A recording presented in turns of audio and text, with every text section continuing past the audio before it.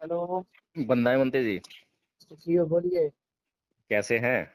एकदम अच्छा हूँ। अच्छा अच्छा। वो पढ़ लिया था आपने? हाँ हाँ, पढ़ लिया था। अच्छा। हम्म। फिर कुछ बात हुई आकाश लामा जी से? हाँ, आज से आकाश लामा जी दिल्ली रहेंगे, कल भी रहेंगे, तो आमने सामने बात हो जाएगी। हम्म। अच्छा, मैं ये जानना चाह रहा था बंते जी कि जो ये श्रामणेर जो है, क्या नाम है इसका, विनयाचार्य है, हम्म। ये तो आपका शिष्य था ना? हाँ तो इसको आपने जो है चीवर दिया था? हाँ। अच्छा। तो फिर आपकी अनुमति के बगैर उपसंपदा हो सकती है क्या? बिल्कुल भी नहीं हो सकती। अच्छा। तो उपसंपदा कराने के लिए क्या भारत में ऐसा नियम नहीं है कि जब जो आचार्य है, वो आचार्य जब ये अच्छी भली प्रकार से चेक कर ले कि हाँ, ये श्रामणेर जो है अब परिपक्व हो गया है, ट्रेनिंग हो गई है इसकी, तो हाँ, संघ के सामने वो प्रस्ताव रखे, फिर संघ जो है उसकी परीक्षा के लिए वो करे इंतजाम, जो है ऐसा नहीं है क्या नियम? ऐसा ही नियम है। अच्छा, नियम ऐसा ही है। हाँ, अच्छा। नियम ऐसा ही है। और ये जो अपनी मनमानी करते हैं सामने कहीं जा जा करके, हम्म ये भी नहीं है। लेकिन हमारे इंडिया में क्या है, हम्म एक तो उपासकों को भी नियम पता नहीं है। हम्म वो तो अनभिज्ञ है, बस वो तो फेसबुक व्हाट्सएप में देखते हैं और हम्म। दीवाने बन जाते हैं। इसमें गलती तो भिक्षुओं की है ना, क्योंकि भिक्षु बताते नहीं है कि विनय के क्या नियम है। नहीं, भिक्खू की गलती ये है, मैं नहीं कह रहा हूँ कि नहीं है भिक्खू की गलती। हम्म भिक्खू की भी गलती है, उपासक उपासिकाओं की भी गलती है। इसमें हम्म दोनों प्रकार की गलतियां हैं। हम्म और कई बार क्या होता है ना कि जब हमारे लोग जो है ज्यादा के जब कुछ पता नहीं रहता डिबेट करना शुरू कर देते हैं। हम्म हम उनको कितना भी बोले, मैं तो इवन ऑन द रिकॉर्ड बोला हूँ हम्म कि ये बड़े बनते लोगों को हाथ उठाया, धरना स्थल पे मारपीट करने की कोशिश की, अभद्र शब्द का इस्तेमाल किया। तो मैं हम्म बोला इस पर तो चीवर उतार देना चाहिए। मैं खुद बोला हूँ इस पर चीवर उतारने के लायक है ये, रहने के हम्म। लायक भी नहीं, कि बड़े भंतों को तो कुछ बोल ही नहीं सकता है इसके। नहीं भंते जी, आपके ऊपर जो है लोग ये एलिगेशन लगा रहे हैं कि आपका जो शिष्य है वो आपसे आगे बढ़ गया, प्रसिद्ध हो गया, इसलिए आपको जो है ईर्ष्या ये होने लगी। बताइए मुझे, ये बताइए मुझे, हम्म मेरे से क्या आगे बढ़ेगा और मैं क्या पीछे रहेगा, बताइए आप। हम्म। हाँ, मेरे से आगे बढ़ने का क्या है? जन्म भी लेगा तो आगे बढ़ने का कोई ये नहीं हो सकता। नहीं, मैं गुरु ये से सुन तो लीजिए हम्म पहले आप, गुरु से आगे बढ़ने का क्या मतलब है। हम्म गुरु से जैसे कोई टीचर होता है अपने हम्म बच्चों को पढ़ाता है, कोई कलेक्टर बन जाता है, कोई प्रधानमंत्री बन जाता है, हम्म। वो तो बनेंगे ही ना, उसमें कौन सी बिल्कुल। बड़ी बात है। हम्म और जब हम चिवर देते हैं, हम्म उसमें एक ही बात कही जाती है कि भाई सभी दुखों को नष्ट करने के लिए और हम्म निर्वाण के रास्ते पर जाने के लिए। हम्म। ठीक है, ये तो ये बात इम्पोर्टेंट है। बात है, अब बिल्कुल। रहा सवाल कि कोई जो एलिगेशन जो लगा रहे हैं उनके लिए मेरा ये कहना है हम्म कि ये बताइए, इन्होंने जहां जहां प्रोग्राम लिया, हम्म इस आंदोलन के पहले मैंने कोई कमेंट्स दिए क्या हम्म। कि भैया ये क्यों नहीं, प्रोग्राम ले रहा है। मैं एक बात और पूछना चाह रहा हूँ। नहीं, मेरा बात कंप्लीट करने दीजिए ना। जी, बताइए। तो जब ये नहीं किया गया, मेरे पास इसके जैसे तो सैकड़ों भतेरे चेले हैं हम्म मेरे पास, हम्म एक ही नहीं है। हम्म। मेरे पास पूरे के पूरे 40 भंतों की टीम है अच्छा अच्छा। जो सेमिनरी में अध्ययन करते हैं। हम्म दूसरा रहा बात, इसको तो मैंने 9 तारीख को रात को 12 बजे से लेकर 1 बजे तक फोन करके समझाया भी था। हम्म समझाने के बाद बोला था कि तुम जिन लोगों के साथ में हो, एक हम्म दिन तुम्हें डुबा देंगे और तुम्हारे साथ में भी खड़े नहीं रहेंगे आगे चल करके, हम्म क्योंकि ये मिशन हवाबाजी से नहीं चलता है। हम्म। वहां पे आप धरने स्थल पे कितने दिन रहे। हम लगभग 15 दिन रहे। 15 दिन। 15 दिन में विनाचार्य आपको वहां पर कितने दिन दिखाई दिए। एक भी दिन नहीं। एक भी दिन नहीं। सेम वैसा ही जब मैं वहां पर था, जब मैं भी था तब भी आप वहां पे थे। हम्म मैंने देखा, आपको भी देखा, पूनम को भी देखा है। हम्म ठीक है, आप लोग वहां थे। हम्म। जब हमारा रैली निकाल के आया तब पूनम ने वाइट भी लिया था हमारा। नीलम नीलम। हाँ, नीलम ने। ठीक है, हम्म। तो ये चीज हमने देखी कि आप लोग वहां डटे रहे, ये हम्म लामा जी भी मानते कि आप लोग डटे रहे। हम्म लेकिन ये बंदा वहां पे न डटा रहा ना कुछ रहा। हम्म मैंने सिर्फ उसको देखता था जब शाम को प्रेस कॉन्फ्रेंस होने वाली है, हम्म तब जाकर वहां बैठ जाओ पास हम्म में, हम्म फोटो खिंचाओ, वायरल करो, हम्म क्यूआर कोड दे करके लोगों से पैसे मंगवाओ। हम्म ठीक है, ये हम्म इसका दस्तूर था। मैं तो कहता हूँ आप दिल्ली लोगों, दिल्ली वालों को समझा ही नहीं ये बातें। नहीं, पैसों की हमने तो तो शिकायत कई जगह से आ रही है कि उन्होंने जो है पैसों लोगों से मतलब जो है पैसे लिए हैं। हाँ, हाँ, ये फिर तो हमने शिकायतें आ इनको रही हैं। रात में फोन करके मैंने बोला, देखिए हम्म आप न धरने स्थल पे बैठते हो ना कुछ करते हो, इधर उधर भाग रहे हो। हम्म मैं आपको बता रहा हूँ 13 मार्च की बात है, मैं दिल्ली से बोधगया गया। हम्म जब मैं गया तो एयरपोर्ट पे लेने के लिए मैंने इसी को बुलाया था, हम्म मीनाचार्य को। हम्म ये गुरु आ रहा है तो शिष्य तो होना चाहिए। हम्म इसको बुलाया, आया भी। हम्म आने के बाद में जैसे मैं कार में बैठा वैसे विलास खराब का इसको फोन आता है। हम्म फोन आने के बाद में वो कहता है, अरे लामा मामा को साथ देने की जरूरत नहीं है, तुम वहां से निकलो, हम्म हम बाहर काम करेंगे, बाहर सब ये करेंगे। हम्म ऐसा उसने बोला। फिर बाद में जब वो उनकी बात पूरी होने लगी तो मैं बोला, लाइए मेरे तरफ फोन लाइए, मैं बात करता हूँ। हम्म उतने में काट दिया फोन। हम्म ठीक है, मेरे सामने की बात 13 मार्च की बात है। हम्म तो तभी से इनका जो है ये इस धरने के खत्म करने के लिए कह लीजिए, या हम्म इसको बदनाम करने के लिए कह लीजिए, या जो भी षड्यंत्र कर सकते हैं वो करने के लिए इन्होंने पूरा कोशिश करना शुरू कर दिया था। हम्म आप लगाइए, 13 मार्च से लेकर 12 मई तक 2 महीने हो जाते। हम्म 2 महीनों में इन्होंने काफी कुछ कर चुके थे। हम्म ठीक है, तो ये सब बातें हो रही थी। हम्म तो हमने इनको पहले भी समझाया। मैंने बहुत बार बोला, जब मेरे पास पता हुआ वहां के भिक्षु संघ ने बोला कि यहाँ आकर गाली गलौज किया, हम्म मारपीट करने की कोशिश की, हाथ उठाने की कोशिश की, हम्म अपशब्द कहा। तो मैं हम्म बोला, ये तो फ्लोर पे रहने लायक भी नहीं है। तुम हम्म हजारों प्रचार करो ना, हम्म भाषण कितना भी अच्छा दो, लेकिन तुम्हारे पास शिष्टाचार नहीं होगा तो हम्म तुम्हारे भाषण का क्या उपयोग है। वो तो उनके भाषण में भी जो उनके हाव भाव होते हैं वो दर्शा देते हैं कि उनकी जो शैली है वो उग्रता है उसमें। हाँ, हम्म और लिखता है क्रांतिकारी। अरे भंते को क्रांतिकारी की क्या जरूरत है। हम्म हाँ, हम्म तो ये जो चीजें हैं, और ये मैं देख रहा हूँ इनको जो प्रमोट करने वाली जो टीम है वो भी हम्म। कहीं ना कहीं ऐसे ही है। नहीं नागपुर में वो तो है। नागपुर में जो टीम हाँ। इनको प्रमोट करने वाली है, पहले गगन मलिक को लिया। अरे हम्म गगन मलिक को लिया, वहां पे मूर्ति बेचा इन्होंने, पैसे इकट्ठा किया। हम्म बाद में जब डिस्प्यूट हो गया तो अलग अलग एक दूसरे पे कंप्लेंट कर रहे हैं, कोई हम्म जेल जा रहा है, कोई कुछ कर रहा है। अच्छा मेरा अच्छा। कहने का मतलब है कि भाई तुम जब शुद्धिकरण नहीं कर पा रहे हो अपने लिए या धर्म के लिए, तो हम्म। तुम शांत बैठो ना, क्यों हल्ला कर रहे हो। भंते जी, मैं एक बात पूछना चाह रहा हूँ। हाँ। मैं ये पूछना चाह रहा हूँ कि अगर मान लीजिए जो वर्तमान स्थिति में जैसे कि कोई गुरु है हम्म, और उसके पास कोई श्रामणेर है, कोई भिक्खु गुरु है और श्रामणेर है उसके पास, और श्रामणेर जो है ये आरोप लगाए अपने गुरु के ऊपर कि ये गुरु जो है मुझसे ईर्ष्या रखता है, इसलिए जो है मेरी उपसंपदा में बाधा डाल रहा है। तो फिर वो श्रामणेर के पास जो है क्या ऑप्शन है, क्या विकल्प है? उसके पास विकल्प है, उसके लिए तो उसकी उपसंपदा होनी नहीं चाहिए। नहीं, उपसंपदा मान लीजिए, एक बात मान के चलते हैं कि मान लीजिए कि गुरु को वास्तव में ईर्ष्या हो गई और या फिर कोई बात हो गई जिससे कि वो जो है उसकी उपसंपदा में बाधा डाल रहा है, तो श्रामणेर के पास क्या विकल्प है? सामने के विकल्प है कि वो पहली बात तो उपसंपदा कराए ही नहीं। हम्म जब मामला जब मामला पेचीदा है हम्म तो ऐसे कंडीशन में उनको दीक्षा लेनी ही नहीं चाहिए, और देने वालों ने देनी भी नहीं चाहिए। भंते जी, मेरे हिसाब से जो है, जो अगर मैंने जो है विनय में तो खैर नहीं पढ़ा है कहीं पर जो है, लेकिन होना ये चाहिए कि वो श्रामणेर जो है संघ के सामने अपने आप को दोबारा से प्रस्तुत करे और संघ जो है फिर उसको जो है एक गुरु जो है रीअपॉइंट करे कि ठीक है भाई, तुम्हारी इस गुरु से नहीं बन रही है, तो तुम अब इनके अधीन जो है अध्ययन करो, और अगर आपने अध्ययन पूरा कर लिया है तो इनको संतुष्ट कर दो। अगर ये सेटिस्फाई हो जाएंगे तो आपका जो है प्रस्ताव रख देंगे संघ में, फिर आपको संपदा करा देंगे। ऐसा हम्म। नहीं होना चाहिए क्या? तो नहीं, ये जब आचार्य कहेगा तभी हो सकता है। नहीं, आचार्य तो मान लीजिए कि आचार्य तो जो है उसमें वो अपराधी एक तरह से हो गया ना, वो उस पर दोष आ गया, दोष सिद्ध हुआ नहीं आचार्य हुआ पे तो बात दोष अलग नहीं हो आ गई। सकता ना, आचार्य पे क्यों दोष आएगा। नहीं, आचार्य पे दोष इसलिए आ गया, मतलब खाली दोष आया है, सिद्ध ना नहीं ना हुआ ना है। ना, सामने दोषारोपण करके कोई उसका चलता नहीं है। अच्छा, हाँ, दोषारोपण सामनेर करके। का सामनेर का दोषारोपण का कोई मतलब नहीं, क्योंकि वो भिक्खु नहीं है।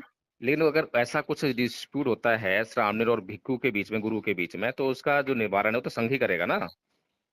संघ करेगा, लेकिन वो जिम्मेदारी सिर्फ जो ज्यादातर रहती है, हम्म। क्योंकि वो संघ का मेंबर नहीं होता है। हाँ, ठीक बात है।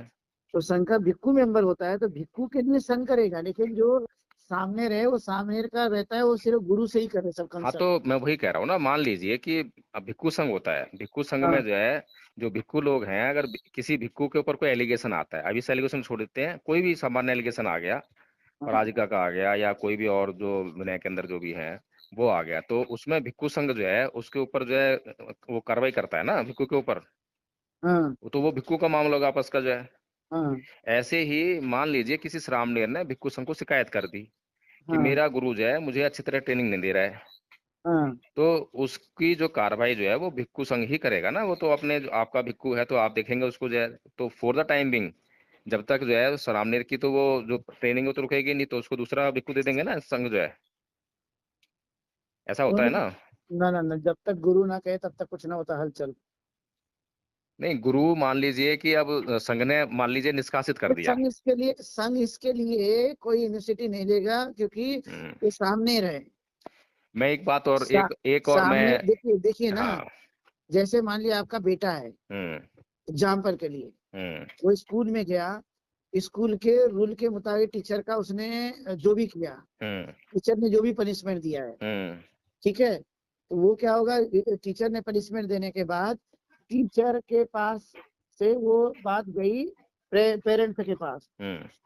और जब पेरेंट्स के पास गई तो फिर उन्होंने वो किया कि ये जो स्थिति है वो ऐसी स्थिति बन रही है कि मैं अ, केवल भंते जी इतना जानना चाह रहा हूँ कि अभी जो विनयाचार्य जो है, विनयाचार्य ने विनय के किसी भी नियम का उपसंपदा के लिए पालन नहीं किया, मैं केवल सही इतना बात। जानना चाह रहा हूँ। हाँ क्योंकि अगर वो मान लो कि आपके ऊपर ये एलिगेशन लगा रहे हैं कि आप ईर्ष्यालु हो गए, कुछ भी हो गया मान लीजिए, तो हाँ उनको जो है सबसे पहले इस बात की कंप्लेंट जो है भिक्खु संघ को करनी चाहिए थी।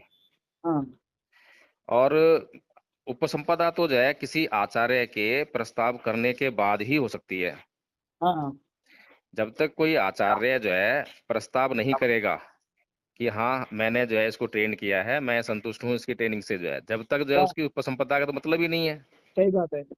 और जब तक भिक्खु संघ जो है उसकी परीक्षा हाँ, नहीं ले लेगा, बराबर तब है। तक कैसे हो जाएगी उपसंपदा उसकी जो है। बिल्कुल भी नहीं।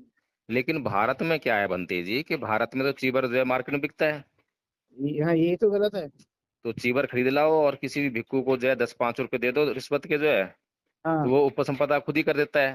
हाँ, तो उसमें विनय का तो नियम का पालन हो ही नहीं रहा। बिल्कुल भी नहीं हो रहा है। तो इस समस्या से कैसे निपटे हैं ये बताओ मुझे। हाँ, इस समस्या से देखिए, मैं आपको तो ये क्लियर कर रहा हूँ, जैसे अभी कई लोगों ने, अरे गुरु को नफरत हो गई, अरे गुरु का क्या मतलब है तेरा, तेरा हम्म। और तू तो आखिरकार जीवन भर भी रहेगा, तेरा बिहेवियर तो ऐसा ही रहेगा। हम्म। वहाँ सवाल मेरा मेरा तो जो है,